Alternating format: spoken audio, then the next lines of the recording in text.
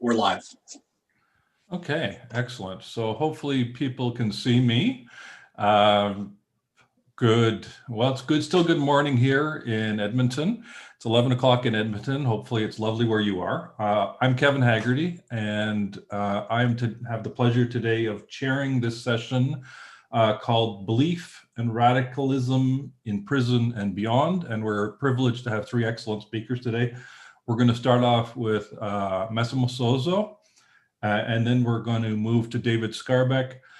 We were supposed to have Scott Decker present today, but unfortunately he has a family situation he has to tend to, but we're incredibly lucky and privileged to have his colleague and collaborator, David Pyrooz, who's generously stepped in to sort of take his place. So thanks to all of you, and thanks to David in particular, we appreciate it. So maybe without further ado, why don't we just turn to Massimo, and thank you very much.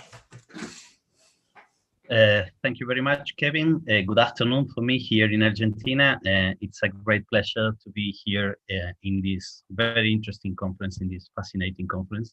I will present today some ideas around the development of evangelical wings and its implications in terms of prison governance. So I will try to share my screen now in Argentina. So I will try to build my argument in four different parts. I will make an introduction about the development of the evangelical wings, its multiplication in prisons in Argentina first. Then I will present some brief description of the hierarchy and roles inside evangelical wings. Then I will move towards a description of the strategies for order maintenance inside evangelical wings. And finally, I will try to make some more general points about its implication in terms of prison governance in Argentina today. Argentina, like Canada or the US, is a federal state. We have federal and provincial prisons. We have 24 different jurisdictions. So there is a huge level of variation in terms of the developments inside the prison system. Since the transition to democracy in the 1980s, the first evangelical wings were born there, and in the 1990s, there was a huge process of multiplication of evangelical wings, particularly in male prisons, but not in female prisons, particularly in provincial prison systems, but not in federal prisons.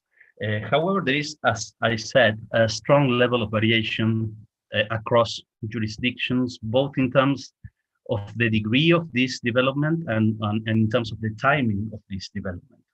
In Buenos Aires province, the biggest prison system in the country then and now in the 1980s and today, the first evangelical wing opened in 1987. In 2013, between 30 and 50% of the wings of male prisons were defined as evangelical.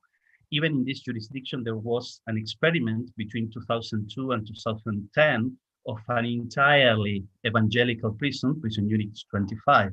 In Santa Fe province, the fourth prison system in the country, the first evangelical wing opened in 2001, and at present, approximately 45% of the wings in male prisons are evangelical. So in the prison, in the male prison in which I have done my fieldwork, 6 out of 10 wings are evangelical today. There are two macroscopic processes that could be considered the main conditions of possibility of the expansion of evangelical wings in Argentina. First, the social growth of evangelicalism, which manifests itself in a substantial increase in the number of worshippers, particularly in poor and working class context. Evangelical leaders began to visit prisons in the 1980s. There was a huge official resistance first, but then, since the 1990s, emerged different kinds of cooperation schemes between prison services and these representatives of the evangelical churches. A second important development was the strong growth of incarceration since the 1990s. So in Buenos Aires province, there was a huge increase from 74 prisoners per 100,000 inhabitants in 1996 to 256 prisoners per 100 inhabitants in 2009. And the same has happened in Buenos Aires, in Santa Fe province. With this overcrowding, deterioration of prisoners' living conditions, violence, and disorder worsened. And it's plausible that prison authorities have evangelical wings as an effective tool for order maintenance in what has been a strong crisis of the prison institution in this of context marked by the growth of incarceration, by the extreme growth of incarceration. These two macroscopic processes from below and from the outside and from above and from the inside didn't translate into an automatic and immediate multiplication of evangelical wings, though. This outcome has been made possible specifically in these two provinces thanks to a series of struggles and negotiations involving different stakeholders, namely political and prison authorities, prison officers, evangelical pastors, and inmates. The centrality of this mediation can be illustrated by the fact that although these two macroscopic processes have affected also federal prisons in Argentina, and also in a relatively similar fashion or way, they have not experienced a similar development. We don't have evangelical wings inside federal prisons. So there is a very important comparative question between jurisdictions in Argentina about the development of the evangelical wings. And also there is a very interesting comparative question about the comparison between national context in Latin America, in which similar developments have been registered in the last years. So I did field work during 2018 and 2019 with my colleague Lorena Navarro in one male prison in San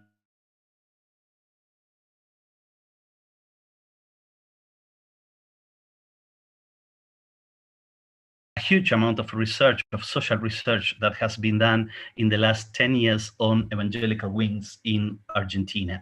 So first, some ideas about the hierarchy, the different positions and roles in the evangelical wings. There are 5 different kinds of positions inside the evangelical wings. First, there is this external pastor. That's a very interesting figure. It's an evangelical minister who leads a church near the prison and develops different kinds of activities inside the evangelical wings.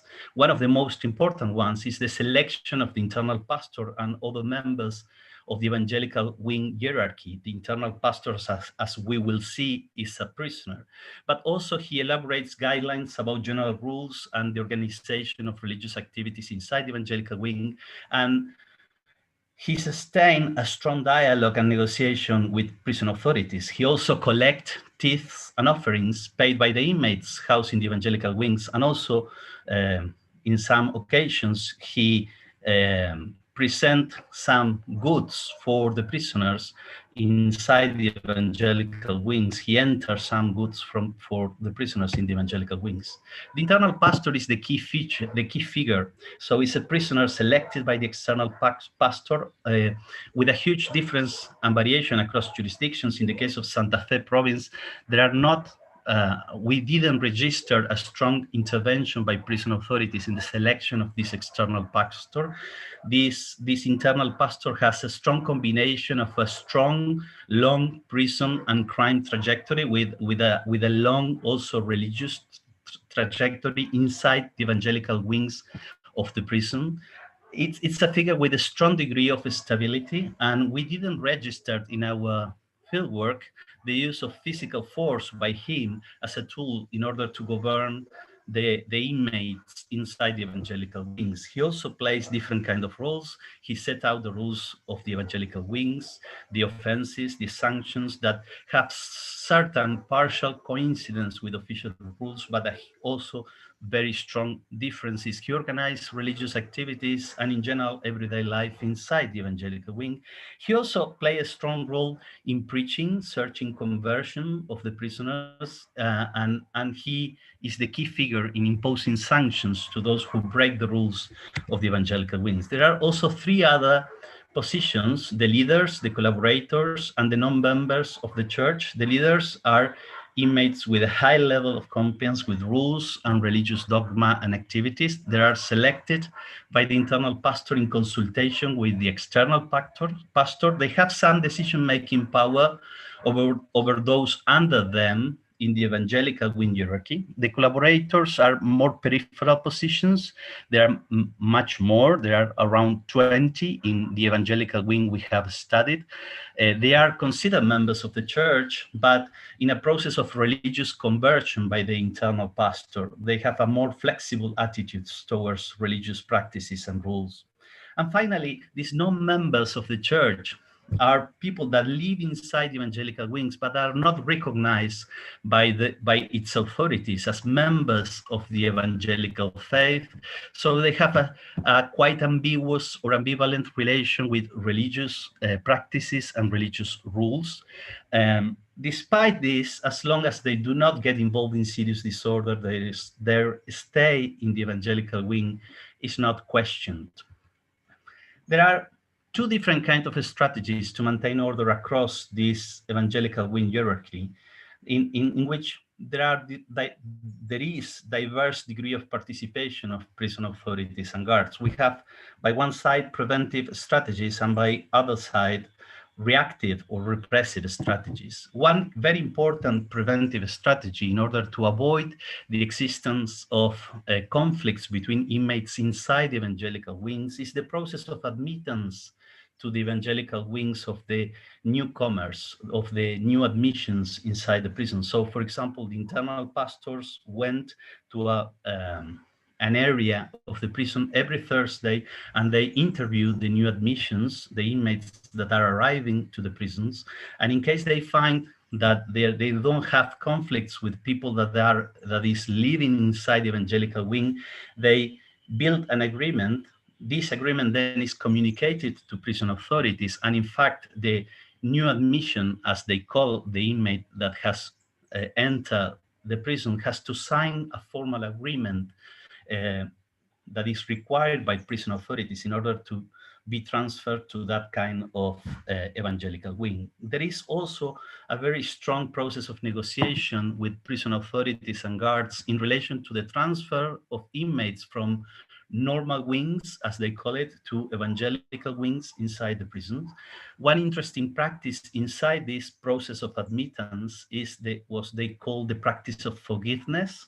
That has, of course, deep religious connotation, and that means that people who have had conflicts in the past, outside the prison or inside the prison, they forgive each other and they made an agreement in order to live peacefully inside the evangelical wing. But also in these cases, there is a strong role of coercion by the internal pastor who clearly said to the person that is already living inside the evangelical wing that if he didn't agree, if he don't agree to make this forgiveness practice with the newcomer, with the new admission, his position inside the evangelical wing is at risk. There are other preventive strategies that are quite strong, as the constant surveillance inside the evangelical wing.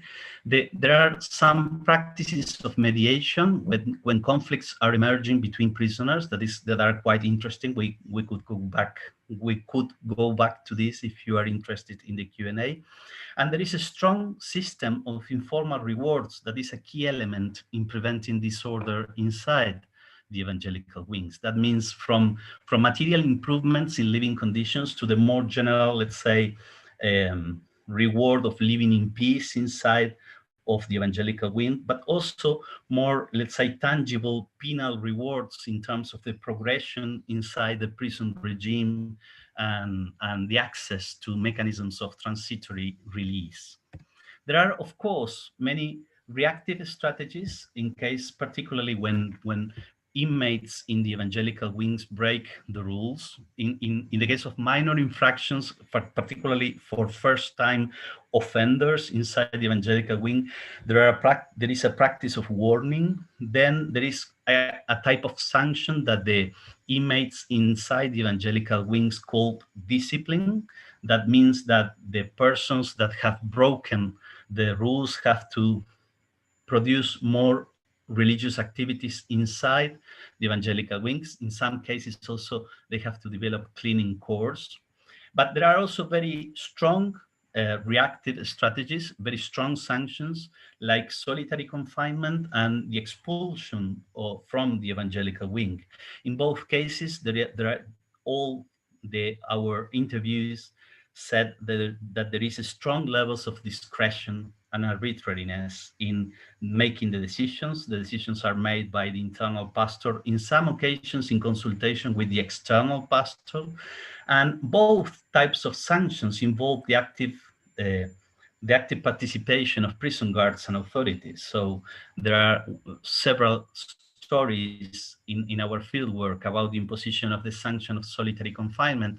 That means that the internal pastor decide that the person has to stay in solitary confinement for a period. This is in principle an informal sanction, and it's indeterminate in its duration. So it always leaves the possibility of being transformed in the expulsion of the evangelical wing. So the evangelical wing as a whole produces a picture in which certain prisoners, essentially the internal pastor, but also the leaders and collaborators to some extent, seem to govern other prisoners beyond the reach of the state agents. So the notion of self-governance is, quite interesting in order to think about these practices of governance inside the evangelical wings. This notion was recently introduced in the literature on prisons in Latin America, to make reference to different situations in which apparently prisoners establish relations of power inside the prisons, while prison authorities and officers step back and exclusively guard the borders between the inside and the outside worlds. This has led some approaches to establish self-governance as a general trait of prisons in Latin America, thus assuming an homogeneity of prison context in the regions, which could be an overstatement, and also taking for granted that there is a radical divergence in the forms of governance between these prisons and the prisons in the global north. I think that the idea of self-governance in general obscures the more complex roles of the state agents in even the most extreme situations in prisons in Latin America. And as far as the evangelical wings are concerned, the impact of the state agents' actions and decisions is perhaps more evident than in other cases. So there is many examples of this. The strong negotiations between the external pastor and the prison authorities in order to convert a sector into an evangelical wing. There are many decisions and actions of the hierarchy of the evangelical wing that are supervised and could be reversed by prison authorities and guards, though oftentimes this doesn't happen. So we had examples in our fieldwork around admissions about the sanctions of solitary confinement or the sanction of expulsion, but also in everyday dynamics. In the everyday dynamic of the evangelical wing, the role of guards as gatekeepers controlling the flux of things and persons in and out the evangelical wing is quite strong. And also the presence of different measures of control by state agents, from headcounts to searches, is strong and it's quite frequent, although many times these kind of practices are agreed with the internal pastors. And I have only 2 minutes. I will try to be brief in order to finish. I think that the example of the evangelical wing is another one that shows us the relevance of the classic idea by Sykes in the Society of Captives, about which Richard Sparks talked yesterday in the conference, that the idea of total control of state agents is a myth, and there are strong real dislocations of part of the exercise power from captors to captives. In some of the literature on evangelical wings in Argentina, some authors have used the idea of outsourcing, the idea of a top-down dynamic that made the evangelical wings an instrument of the state agents. I think it is essential not to lose sight of the bottom-up dynamic and also the outside-in dynamic that has contributed to generate this dislocation as an outcome. from the viewpoint of those who foster their establishment but do not form part of the prison service structure, that is, external pastors and inmates, evangelical wings may be considered a conquest whose creation and operation demanded, and occasionally still demand, overcoming certain resistance and obstacles mounted by prison authorities and officers. By rescuing this dynamic, it becomes evident that there are limits to the use state authorities can make of said instrumentality, which is undoubtedly always aimed at, but is not always necessarily a key. From our viewpoint, transfer and conquest may be regarded as the two sides of the same complex process. Of course, the weight of negotiation is really, really strong in the evangelical wings. I will jump this consideration in order to finish. Another interesting way of framing this assemblage of prison governance that evangelical wings in some way articulates is the idea of co-governance between guards and inmates. This concept certainly helps to avoid the problem posed by the idea of self-governance mentioned above, but it may lead us to think that the relations between guards and inmates are always of a collaborative nature. Cooperation between both parties can certainly be observed very frequently, but also tensions and confrontations. This gives this assemblage of governance a certain level of instability and fluidity. So shared, but also sometimes contested governance between cooperation and confrontation, negotiated governance, transfer, but also conquered governance, non-state, but also state governance are the four main characteristics of this assemblage of prison governance that evangelical wings, from my point of view, implies. Thank you, Kevin. I think that I only used 2 more minutes. Excellent. Thanks so much for a glimpse into a sort of a system that I think for a lot of us or a lot of our viewers is going to be very, very different from what people are familiar with. So I look forward to the discussion. So thank you very much. So next up we have David Skarbek. Sorry. Over to you, David. Great. Thank you so much, Kevin. I'm delighted to be here in conversation with you today. Congratulations on the opening of the center, and I look forward to the many important works and conferences that come out of it. So I wanted to talk today about my recent book that came out, which is titled The Puzzle of Prison Order. And the main research question in the book is, why does prison social order vary around the world? As Massimo's paper very excellently described just now. I argue in the book that prisons, by definition and practice, are in some important respects fundamentally very similar institutions. And I think that this is true along 4 important dimensions. The first is that prisons have a selection effect. They draw people into them who have been charged with or convicted of crimes. It's not a random sample of the population. They also have a selection bias in that prisons disproportionately draw from disadvantaged socioeconomic and ethnic minority communities. For most prisoners, they have far less choice in who to interact with while incarcerated, and some have no choice. And finally, fourth, prisoners have very few voluntary exit options from prison. Each one of those, I think, in a substantive real-world way, is important about prisons pretty much everywhere.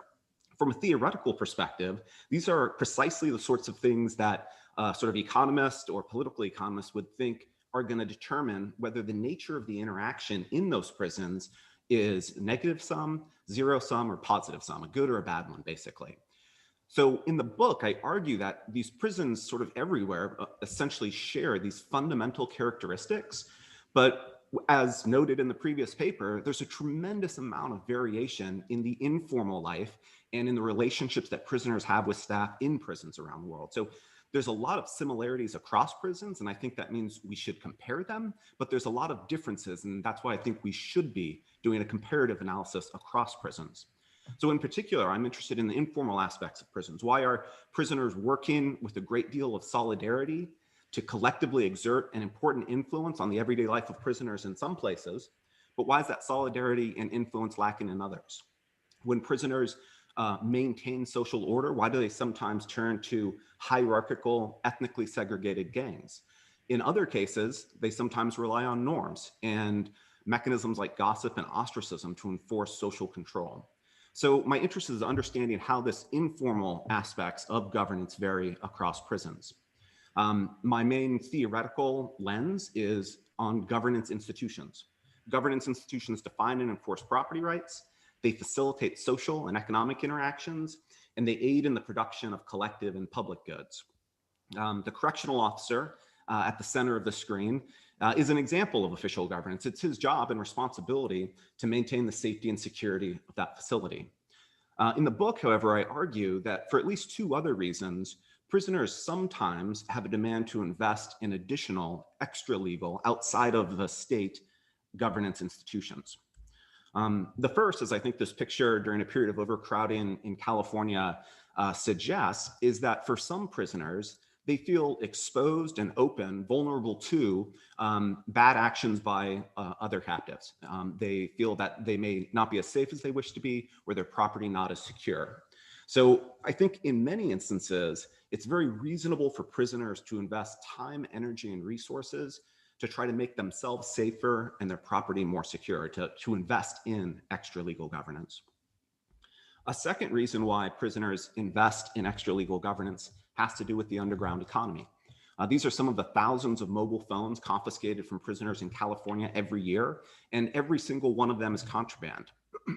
In addition to phones, there is often substantial demand for drugs, alcohol, tobacco, a wide range of illicit goods and services that, because of their illicit nature, means that prisoners can't access them through prison officials, and they can't rely on prison officials to adjudicate disputes that arise in those underground markets. They can't rely on officials legally to use the official governance institutions to regulate and govern those markets. And so they may have an incentive to invest in doing so themselves. There's three main arguments in the book, and today I just want to sort of talk about one simple one, which is, why is extra-legal governance more important in some prisons and sometimes, and less important in others? And my argument is a pretty simple and straightforward one, which is that when officials govern well, when they provide a lot of resources, when they have competent administration and high-quality governance institutions, to the extent that officials do that well, prisoners don't have a lot of incentive to invest and to replicate those efforts. However, when prison officials do those things poorly, they don't provide resources, they don't provide competent administration, they provide low-quality governance institutions, there's now some scope in which prisoners may invest in producing extra-legal governance to sort of fill in the gap that's left from undersupply by officials. I sort of examine this argument in the book by looking at cases where the quality of official governance varies dramatically. Nordic prisons tend to have far more resources, more competent administration, and higher quality governance institutions. On the other end, the two cases that I'll talk about today are Bolivia and the Andersonville prisoner of war camp in Georgia. In both of these instances, prison officials provide far few resources, and in some cases, close to nothing. They have very ineffective administration and low quality governance. And so that's where I should expect to see the most investment in either co-governance or self-governance, but more generally extra-legal governance in those facilities. In addition to advancing this theoretical and empirical argument, I'm also trying to make a methodological argument, which is that I'd say a large majority of prison ethnographies and sort of case studies of prisons focus on single sites or multiple sites in a single prison system. There's a few excellent exceptions, of course, but the nature of that research method sort of requires focusing on one or only a few cases. And I want to sort of argue that we can use these individual single site studies as data in a broader comparative analysis. And so I'm trying to argue in the book, and I'm doing in the book that very activity. So it's based on sort of 15 existing ethnographic case studies. It's complemented with dozens of shadow cases to argue that these are not sort of outlier findings. And then as some of the work I'll discuss today, I engage in some original historical research. Now, one obvious methodological pitfall in doing this sort of work is that a researcher might be inclined to select cases that are going to confirm the theory that is being tested. Following the methods literature, I instead select cases based on the variation in the explanatory variables of my theory.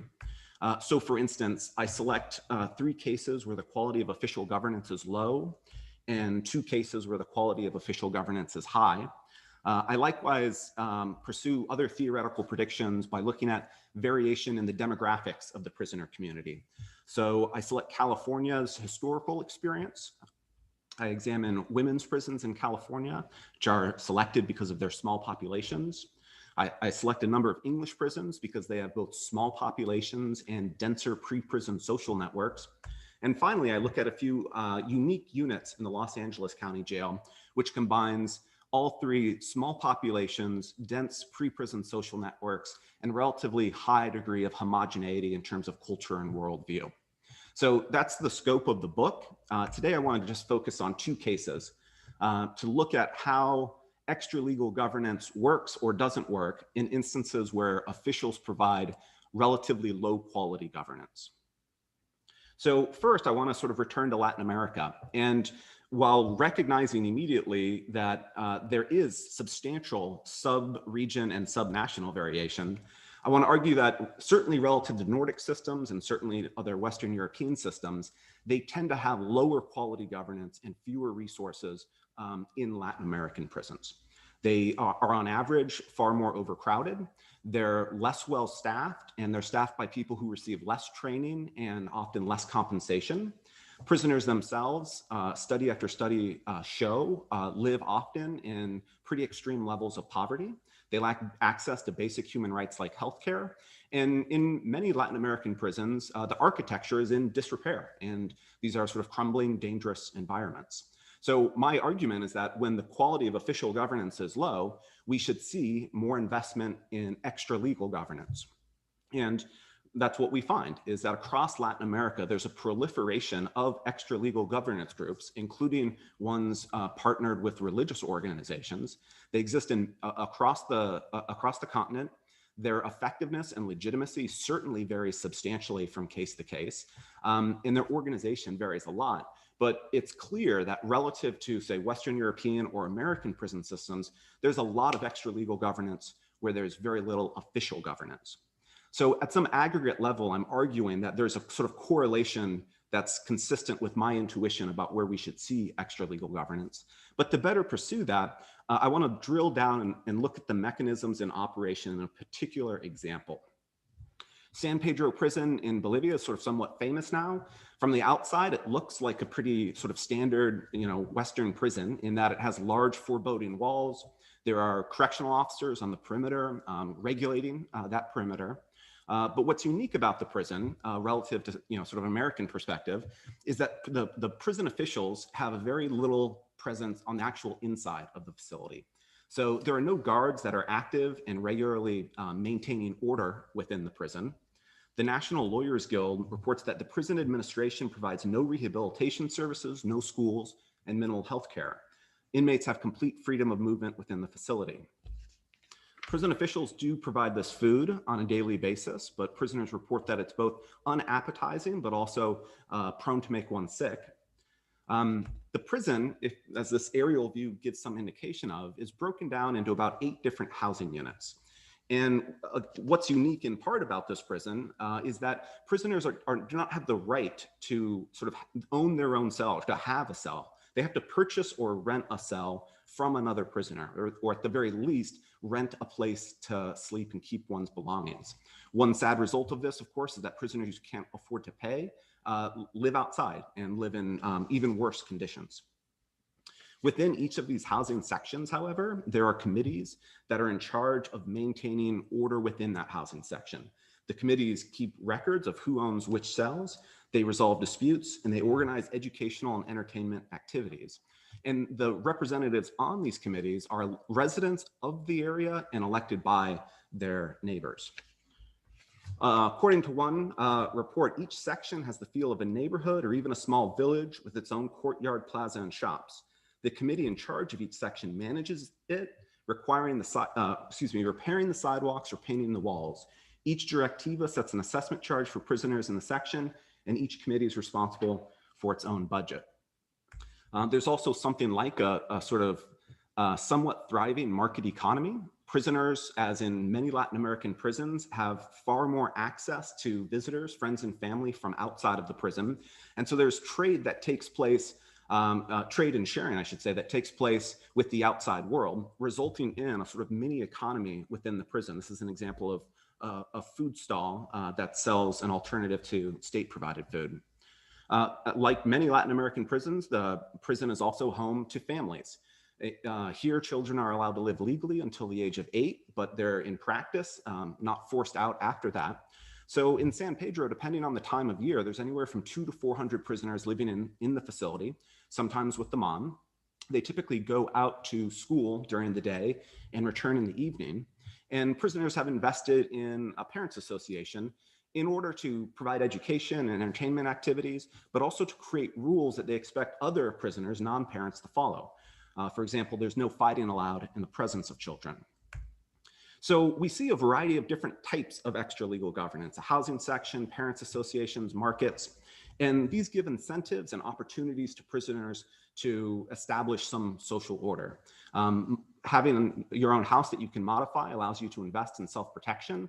If you can sell your property at a greater profit, you have some incentive in fixing and improving the way committees work that govern it. And the ability to rely on market activity enhances the opportunity for positive sum interactions. So in this case, there's a sort of response in investing in extra legal governance when the state provides so little. But this isn't a magic or automatic outcome. And so I wanted to look at a case where we don't see it, sort of a much less happy situation. So next, I'd like to discuss Andersonville Andersonville Prison. This was a prisoner of war camp that operated for the last 14 months of the American Civil War, late 19th century, and it's notorious as a failure. My research for this was based on historical and archival records, including the official records, which is a 128-volume collection of correspondence by both militaries, as well as diaries and existing histories. So why is Anderson a failure? It's a failure because there was an incredibly high fatality rate at the prison. Over those 14 months, it held about 45,000 prisoners, and about 30% of them died, about 13,000 people. To conceptualize this, that's on average about 13 deaths per day. The deadliest day saw 127 people removed from the stockade in death, and they perished for very preventable causes that basic resources could have alleviated: starvation, diarrhea, scurvy, dysentery, and gangrene being the most common killers. This was a picture from August of 1864 of the stockade, as are all the other pictures taken on the same day. Why was there so much death at Andersonville? One major factor was there was a tremendous amount of overcrowding. Although the stockade was the size of about 10 American football fields, at the height of the crowding, there was only about 40 square feet of space per person, so significantly less than in many modern prison cells today. Prison officials provided incredibly few resources, mostly because they didn't have any resources by the end of the war. One colonel in correspondence writes, "In the interior of the prison, we had not an axe, hoe, spade, or shovel at the time that we were already holding 8,000 prisoners." Another writes to a quartermaster in another region, begging him, "I'm so seriously in need of funds that I do not know what I shall do. For God's sake, send me 100,000 for prisoners of war and 75,000 for pay of officers and troops. If you only knew what trouble I was in here for the want of funds, I'm burying the dead without coffins." So this was an incredibly few resources available for officials or for the captives themselves. There was a very minimal guard presence within the stockade. Along the top of this picture, you can see one stockade wall as well as the guard stands. These guards never entered the facility. They were almost as poor as the prisoners. And according to one colonel, he reported that they're as raw as troops can be. They were untrained, unskilled. They were poor at administering any sort of order within the facility. One prisoner explains the desperation of the poverty. He writes in his diary that men actually starved to death here for want of food. And unlike San Pedro, where in many Latin American prisons where you could turn to visits from friends and families, these prisoners didn't have that option. There's no access allowed to the prison if someone showed up. And these were also just not sort of local prisoners, local incarcerated people. They were enemy combatants. held in hostile territory far from home. They didn't have a lifeline in the way that, for better or worse, some Latin American prisons do. According to one camp surgeon, the conditions there led to incredible sickness and filthiness. He says that, quote, with but few exceptions, the prisoners are very filthy in regards to their person and clothing, and they do not seem to appreciate the great necessity of bathing. And this is, of course, a very cruel observation. They understood that bathing was desirable, but prison officials never gave them soap, and they never provided access to clean water, so they couldn't clean themselves. One visitor reports at Andersonville that it is a singular sight to look down into this enclosure. The suffering within both mind and body is fearful, and one can only compare it to a Hades on earth. Another writes in his diary that the prison was a pen not fit for hogs. We don't see any of the extra-legal governance institutions emerge at Andersonville, like ones that we saw in San Pedro and other Latin American prisons. There is no production within the facility, and there is no exchange or sharing with people who are not incarcerated, not kept captive. We find, other than a few religious meetings, very few forms of civil society, and there's no evidence that there is any substantial political or social organization in the prison. There's no extra legal governance institutions in the facility to the extent that I can discern from the historical record. Why is that the case? In some ways, both the prisoners at San Pedro and the prisoners at Andersonville had very little access to resources from officials. Officials provided incompetent or no administration and very low quality governance. So why do they emerge in one and not the other? And I think that the argument is that extra legal institutions don't emerge in Andersonville because there are no benefits to capture from investing in them. And I'll explain a little bit what I mean. There was no need to invest in economic institutions because there was no economic activity to engage in. The few basic resources that were available in the camp were very quickly depleted, and there's no access to resources outside. So we didn't need institutions to facilitate their acquisition and allocation.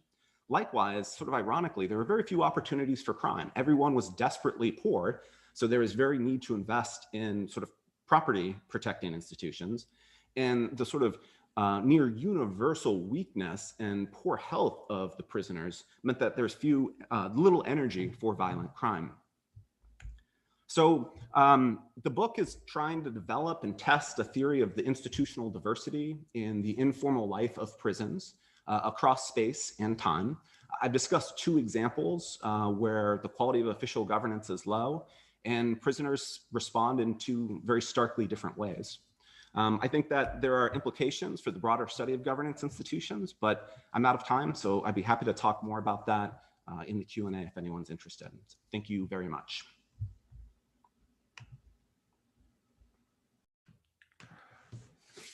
Excellent, thank you. Very quickly, one thing I forgot to mention at the beginning, I don't know if this has been mentioned today. If you go to the conference website, there is a link for like resources that lists things that our panelists have written recently, or TED Talks or whatever. So if people are interested for more information, background materials, I encourage you to go there. So we'll move quickly from one David to the next. So Professor Pyrooz, please.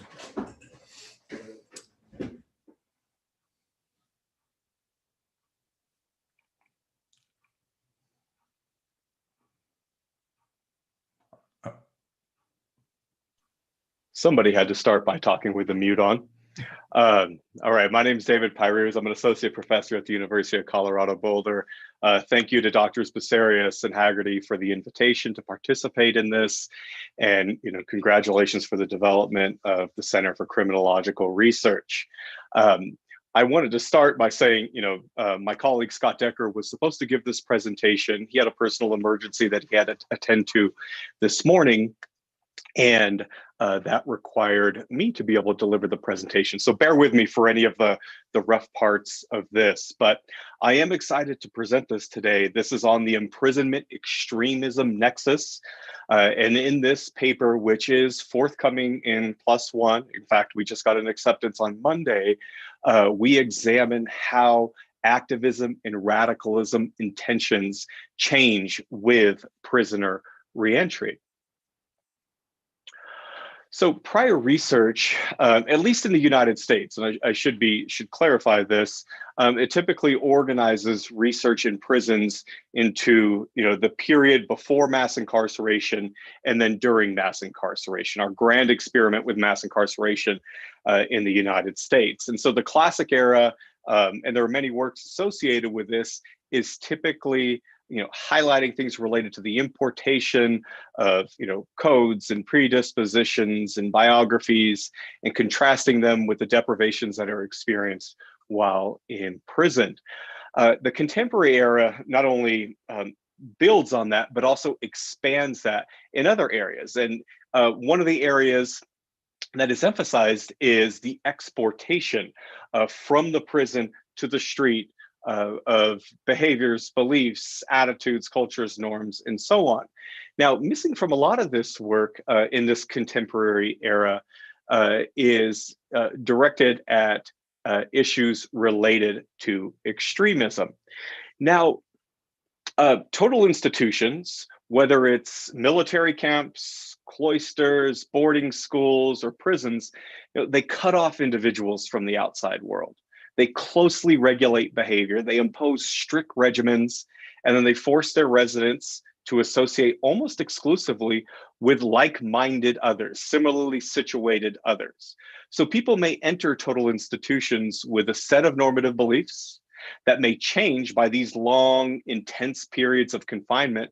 And then those beliefs may ultimately change again when they are released and transition to a less regulated social system outside of the institution. So the impact of such institutions like prisons can condition attitudes and behaviors well after people have left. And part of the reason we highlight in our argument has to do with the isolation from civilizing or positive social influences, whether it's the family, whether it's employment, the community, the church, but also because while people are incarcerated, they can be exposed and concentrated among others who have already engaged in activist or radicalist behaviors. So formal and informal mechanisms that exist within the prison system can promote activism and radicalism, whether it's based on religious congregations or isolation housing strategies or social groups that exist in prisons like gangs. And then lastly, the thing that we highlight is the logic of prisoner activism and radicalism is undergirded by an overarching opposition towards authority, a rejection of the legitimacy of authority within prisons.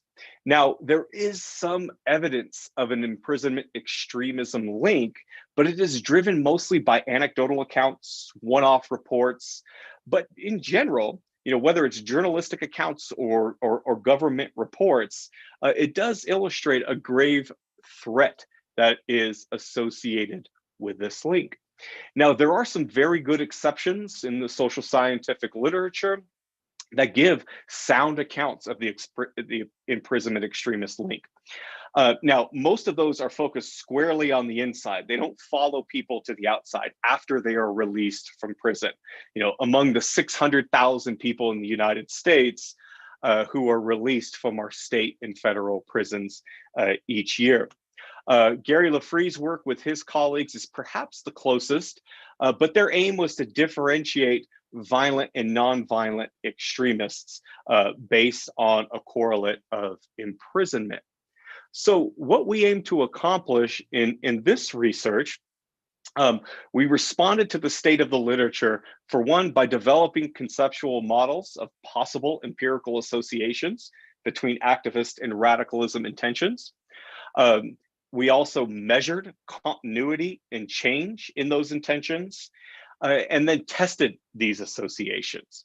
So there's three possible relationships that could exist with a transition from the prison to the street. So the first one is, nothing changes. It's the continuity model. And this holds that the transition from prison to the community is unrelated to activist or radicalist beliefs. In other words, it has no effect.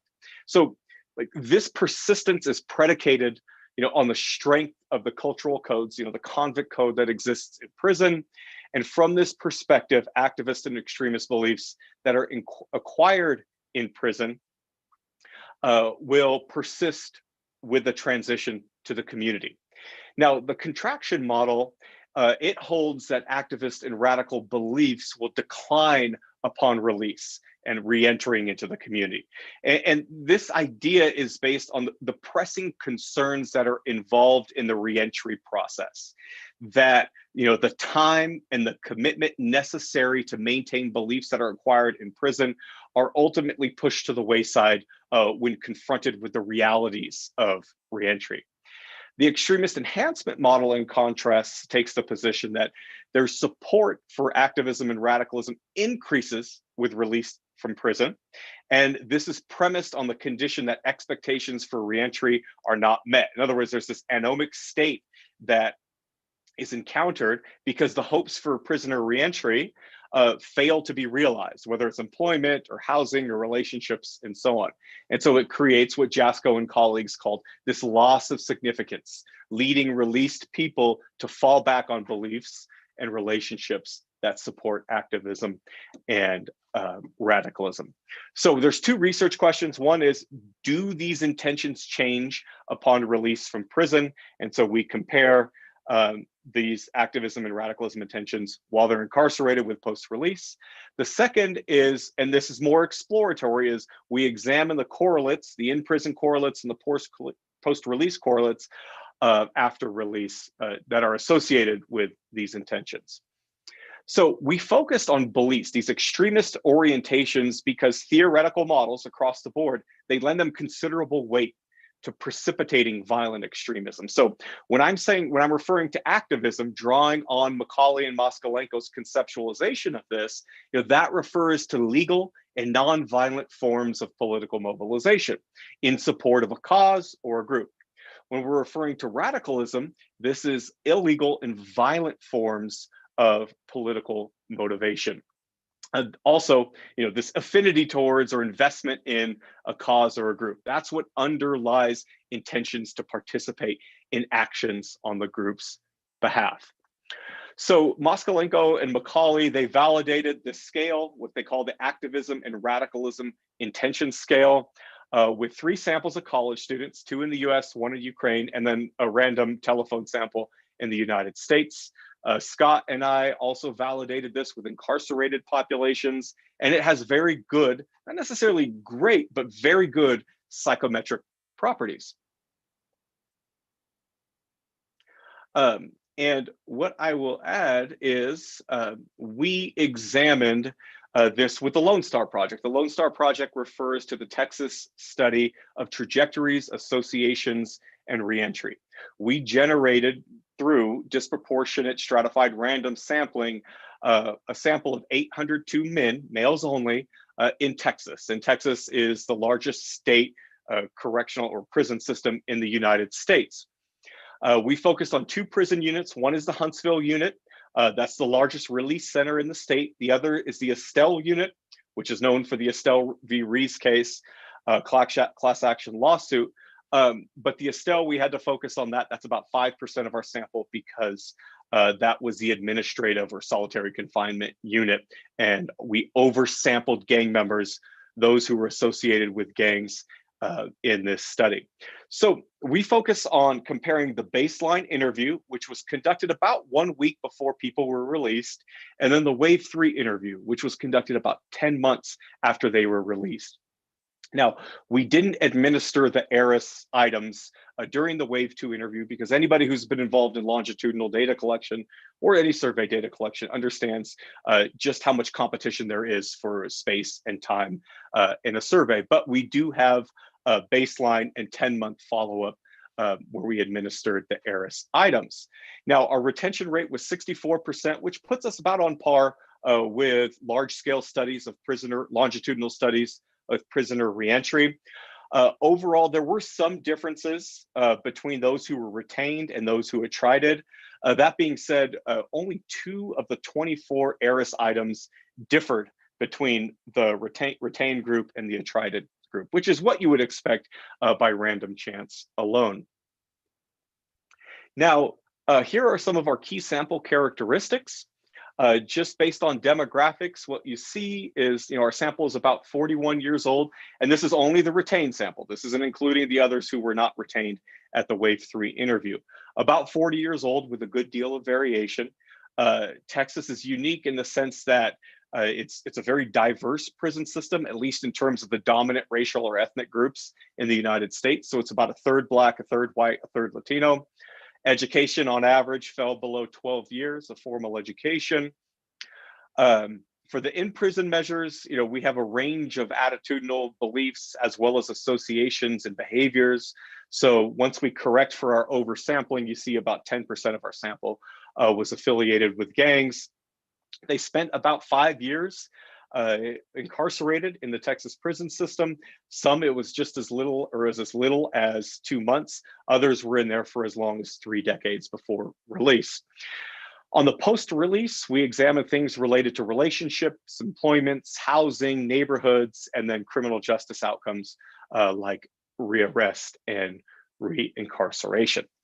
So in terms of the ARIS scale, the way that this is set up is it first presents study participants with groups. And it asks these study participants to rank the importance of groups. And so on a scale, it says, how important is this group to you? And what Moskalenko and Macaulay, they presented a range of groups, one of which was universities. And in prison, we couldn't do that, obviously. But for us, we said, we're going to rank the importance of group: country, race, ethnicity, religion, and then a big catch-all for other. And some people identified gangs or the families, as they refer, as the STGs refer to them, security threat groups refer to them in Texas, but also political parties. A lot of this was taking place in 2016 during these interviews. So a lot of associations with libertarian or conservative parties that we found typically among white inmates. And then what the ARIS scale asks is to identify the group that is most important to you. So what you see here, for one, is the overall importance of these salient groups declined. You see a standardized change of 0.11 from the pre-release interview to the post-release interview. So you're talking like a tenth of a standard deviation for the importance of country, race, religion. Now, when they asked which group is most important to you, you see that country remained the same, race, ethnicity just about remained the same, some slight reductions, but notice that where the shift occurred, so previously religion was the most important group in both cases, but what you notice is that religion went from about 43% down to 36%, the only statistically significant reduction. And then people saying none of these groups are important to me jumped from 14% to 25%. So that was, in some sense, a discouraging change that was occurring, that groups are just less important overall to people who have been released from prison. All that being said, the ARIS, the way that it is structured, the scale says, now you think of that group, whether it's country, race, other group, and then we're going to ask you a series of 10 questions about your activism and radicalism intentions with respect to that group. So if somebody answered country, that's what they're thinking about. And we control for these things, of course, in our main results. But here is a comparison of the pre and the post release. And so for those of you who care about these things, we ran random effects models. Everybody has their own intercept to be able to generate the statistical comparison that you see on the right side column. Now, and what you see under the mean are, these are the unstandardized numbers here. Across the board, activism reduced. You see from whether wanting to join or belong to a group, donate money to that group who supports your group's rights, volunteering time, travel to participate in rallies or protests, all of them reduced. And they reduced by a modest amount. You're seeing standardized difference of about 0.2, overall about 0.3 for the entire activism intention scale. For the radicalism intention scale, it was more of a mixed bag, but on balance, there was no statistical differences from the pre and the post release. So in other words, there's continuity for radicalism and downward change for activism. There was one item where you saw an increase, and that was support for an organization, even if it breaks the law. But in some sense, this could be thought to be, more of a fluke response when the overall radicalism intentions are largely remaining the same. So our last set of results that I want to highlight here have to do, we ran a series of OLS regression models predicting post-release standardized levels of activism and radicalism intentions. We present bivariable results that ignore mediators, confounders, all these other factors that are measured. And then we present multivariable results that run these things simultaneously, accounting for all of our observed measures. And again, I just want to highlight our aims here were more exploratory than explanatory. We developed these models for empirical patterns. We weren't necessarily highlighting specific mechanisms that we were aiming to test. So with that caveat aside, and for the sake of brevity, we only report the statistically significant findings. Now, what we see on the activism side is that baseline levels of activism are predictive of post-release activism intentions. And we know that past attitudes and beliefs are strongly correlated with current attitudes and beliefs, so this is not necessarily surprising. We do see some marginally significant findings in terms of gang membership is negatively associated with activism intentions. IQ, and again, that's the prison system's measure of IQ, so we don't necessarily put a lot of stock in it.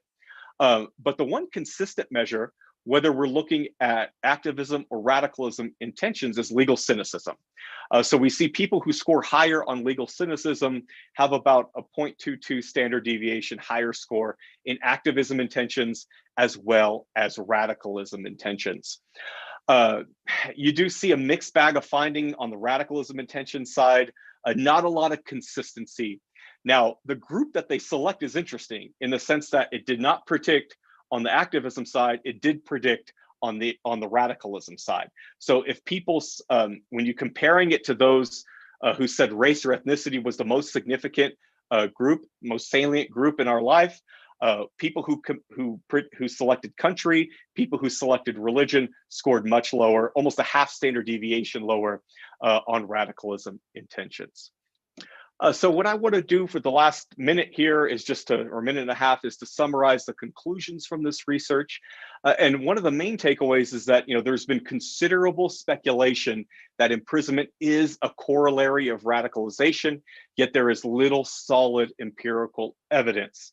With the recognition that there is variation across countries, so international comparisons don't necessarily apply, that our results don't necessarily generalize outside of the United States. And I want to make that very clear, because what we've observed in places like Europe and Canada isn't necessarily what we observe in the United States. But, so what we say is there is strong evidence of reductions in activism intentions after release, which we attribute largely to the commitment of time and capital. So it may reflect the intensity of the reentry process in finding housing, work, reestablishing relationships that is just not simply able to withstand the realities of reentry. Radicalism, in contrast, seems to be best accounted for by the continuity model.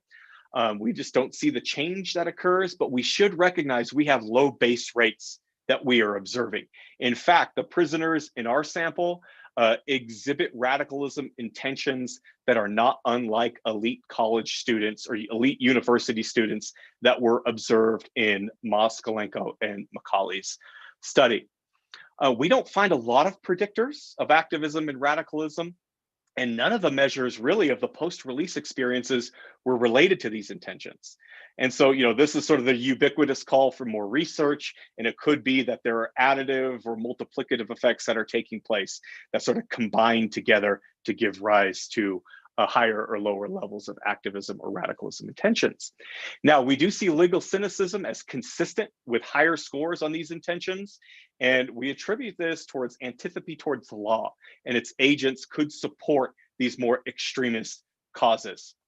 We do see racial group is also important, and this highlights more generally the salience of group membership for extremism, but the rules of the prison no longer apply on the outside. And it could give rise to these radicalism intentions in the midst of this adjustment to the new world order that they're experiencing outside of prison. So this points to implications for reentry and continued programming, and we don't want it to get in the way of this natural social processes that are taking place that are, knifing off these intentions that could give rise to more extremist forms of behavior. And the final point that I want to make here is simply to say, we're studying intentions, we're not studying actions. And the bulk of this extremist literature is not able to study, at least systematically, extremist behaviors, or at least to be able to capture them in studies, in these probability studies like ours. Partly because these are rare events to occur in the first place. So what we don't want the message to be is to say that there is no possibility for extremist actions, because that does exist. But what we see is that these probabilities seem exceptionally low, at least in Texas. So that's it for me. I'll conclude with a nice picture of Boulder, where we have warm weather right now, surprisingly. And that's it. Thank you.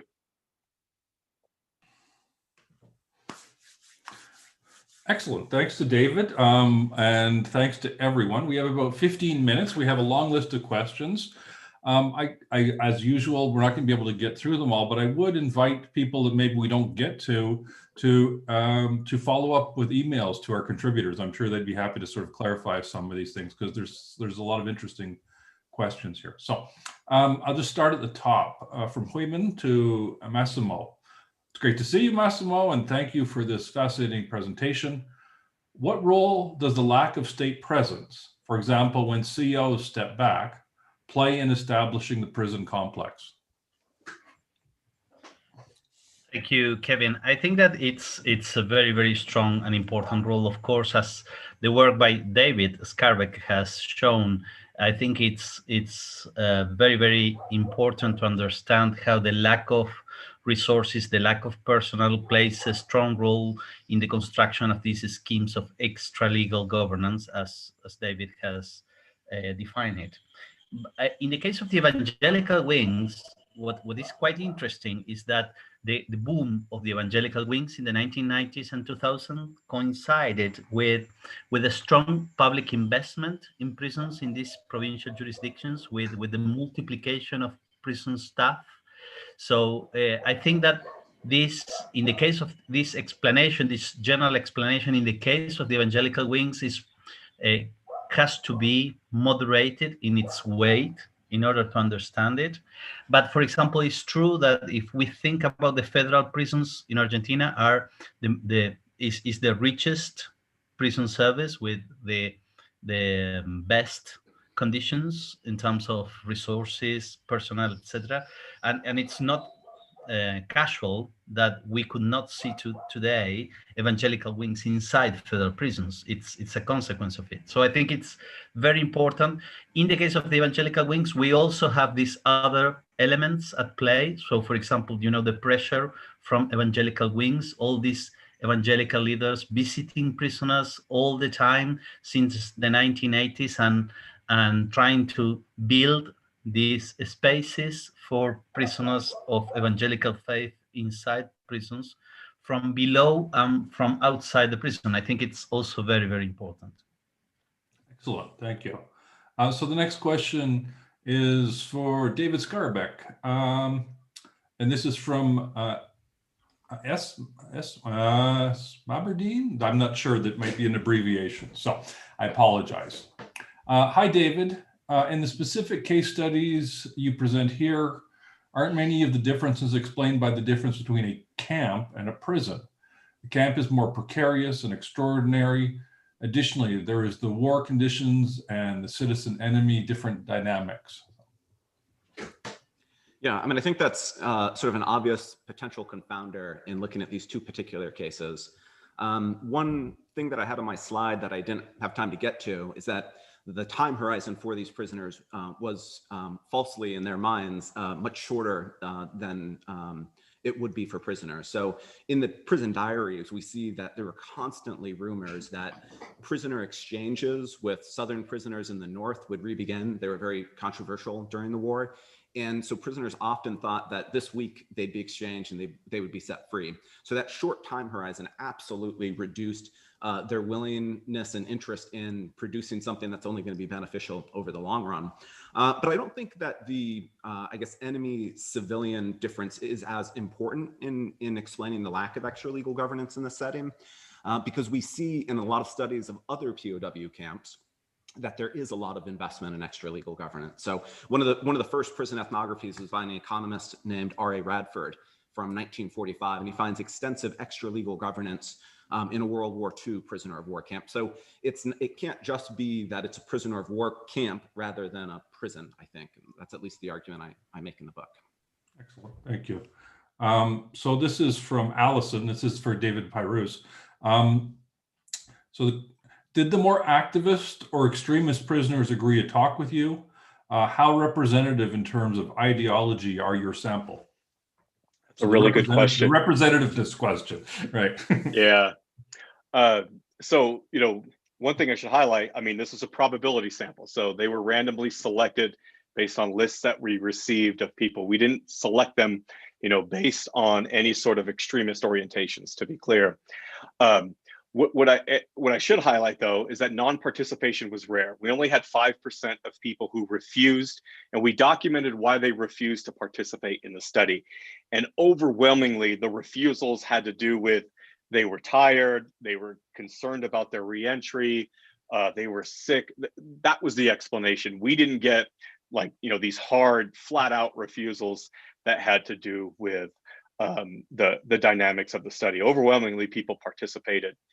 The other thing I should highlight, though, in response to your question is, we're only getting people who leave prison. So yes, it's representative of the people who are leaving Texas prisons, but it's very much possible that people who develop more extreme forms of attitudes and beliefs were missing them because their life without parole, their sentenced to capital punishment, and so on. So, the representative question is a good one. Unfortunately, it's not something that we can necessarily test for the measures that we have. We did compare them with prison system records, official records on a number of other characteristics, and overall, our sample balanced pretty nicely with their official records for those who didn't participate in the study. Great, thank you. So this is back to Massimo again. This is from Marta. Thank you for your interesting talk. Could you please say more about how conflicts between prisoners are mediated? She also sort of is interested in conflicts or possible conflicts between people on evangelical wings and non-evangelical wings, what the relationship there might be. And there is a strong use inside evangelical wings of talk. It's very important, the role of the word, as they call it, not only for conversion, but also as a distinctive way of maintaining order in comparison with the normal wings. So we have seen in our fieldwork in different occasions, in different moments, the emergence of this talk as a way of mediating between persons inside the evangelical wing when a conflict is emerging. And another interesting example is the practice of forgiveness, as they call it, in the process of admission of a newcomer into the evangelical wings. In these two different examples, you can see that the role of the internal pastor is very, very strong, and it's always around words. I copy you two quotes of our fieldwork in the chat of the YouTube channel that are quite interesting in order to understand how it works. Thank you very much for the question. Great, thanks, Massimo. Moving to David S. again. This is from Sandra. This is super interesting, David. When working with secondary prison data, how do you think through the differences in how these data were collected and what that may say for the validity of the comparison, i.e. researcher personalities that have an influence on the kinds of data you may get and their depth, research design in general, ethical questions are navigated, etc.?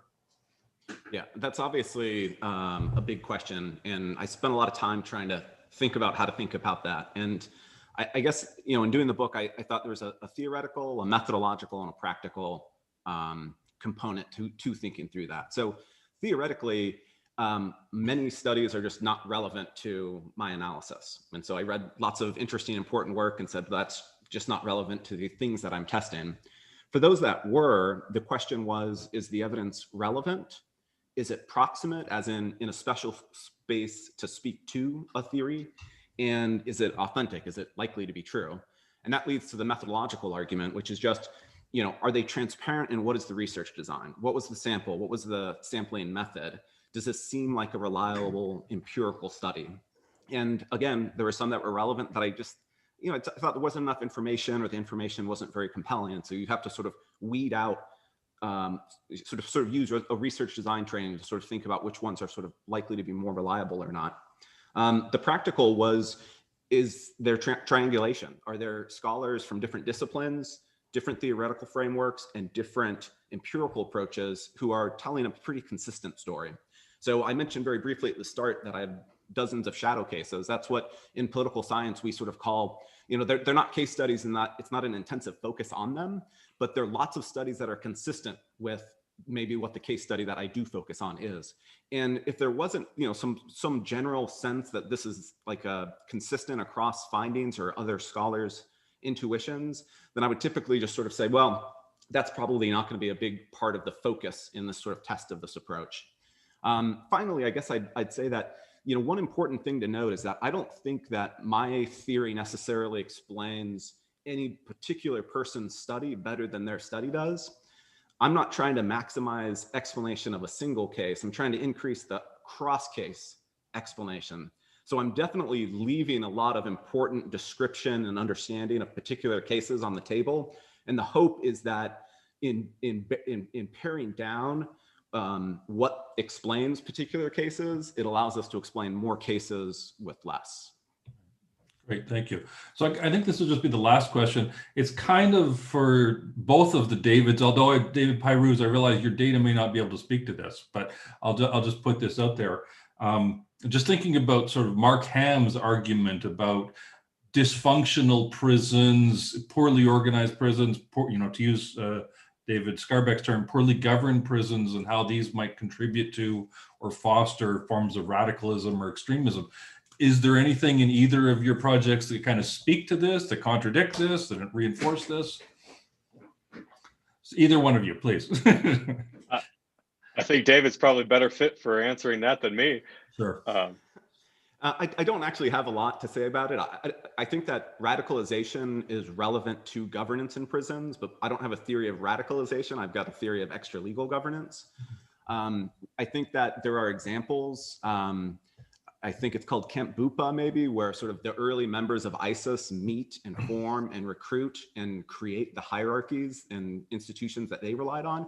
And that was a place where, based on sort of journalistic accounts, prison officials basically just left them to govern themselves. So there's clearly a relationship between governance and radicalization, but I haven't sort of attempted to sort of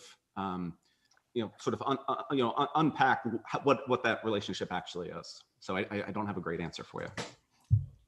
Good answer. It's a good answer for today. So David, do you want to chime in, or are we done? I'm all done. Yeah, that's all for me. Great. So I want to thank our panelists. Thank you very much. Virtual applause. This will be the last panel that I'm chairing. So I did want to offer my thanks to Sandra for putting all of this together. Thanks to our graduate students for helping to coordinate the questions, to Jeff for all of the technological support. So thanks to everyone. Apologies to people whose questions we didn't get to, but there's opportunities to sort of talk more. So, and double thanks to David Pyrooz for stepping in sort of on short notice. So thank you, folks.